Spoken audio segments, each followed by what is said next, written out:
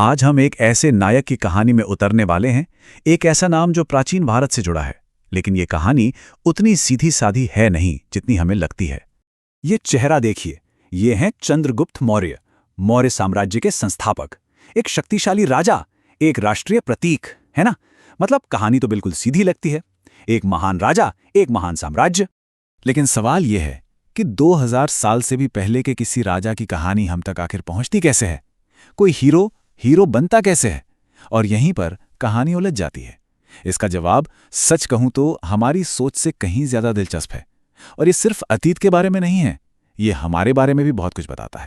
तो चलिए इस हीरो की कहानी को समझने के लिए थोड़ा समय में पीछे चलते हैं, इतिहास के एक बहुत ही अहम मोड़ पर, एक ऐसी जगह जहां सबूत बहुत बहुत कम हैं और यहीं से सारा रहस्य शुरू होता है।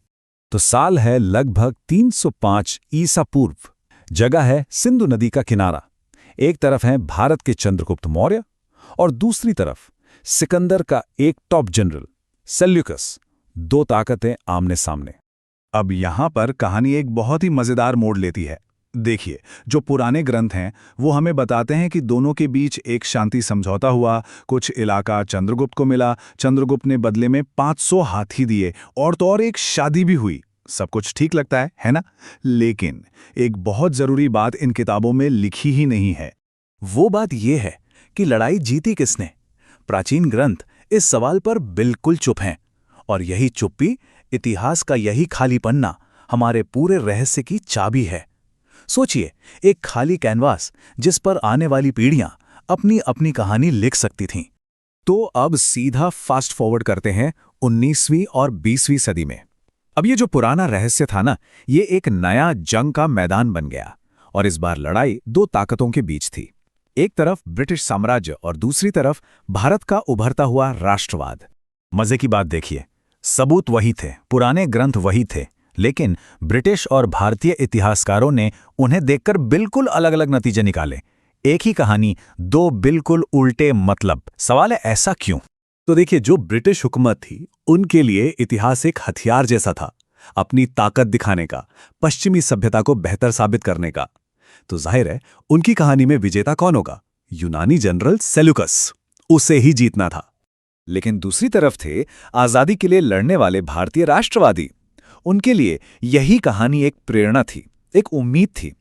उनकी कहानी में हीरो थे चंद्रगुप्त मौर्य, वो महान भारतीय राजा जिसने एक विदेशी हमलावर को धूल चटा दी थी। और आखिरकार हुआ ये कि इन दोनों कहानियों में से एक कहानी जीत गई। लोगों के दिलों में, दिमाग में राष्ट्रवादी कहानी ने बाजी मार ली और एक प्राचीन राजा एक आधुनिक भारत का शक्तिशाली प्रतीक बन गया। ये जो बदलाव है ना, वो इन दो तस्वीरों में साफ झलकता है। देखिए, एक तरफ वो पुरानी रहस्यमयी भद्रबाहु गुफा है जहां किंवदंतियां खत्म होती हैं, और दूसरी तरफ एक डाक टिकट पर छपी ये साफ सुथरी चमकदार तस्वीर एक हीरो की। जो कहानी कभी धुंधली थी, वो अब एक पक्की राष्ट्रीय कहानी बन चुकी थी।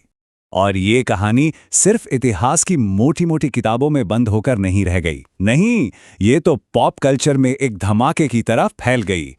सोचिए जरा, मंदिरों में मूर्तियां, संसद में उनकी कलाकृतियां, कॉमिक्स की कहानियां, स्टेज पर नाटक, टीवी पर सीरियल, यहां तक कि नॉवेल्स में भी हर जगह चंद्रगुप्त की जीत की कहानी दोहराई जाने लगी।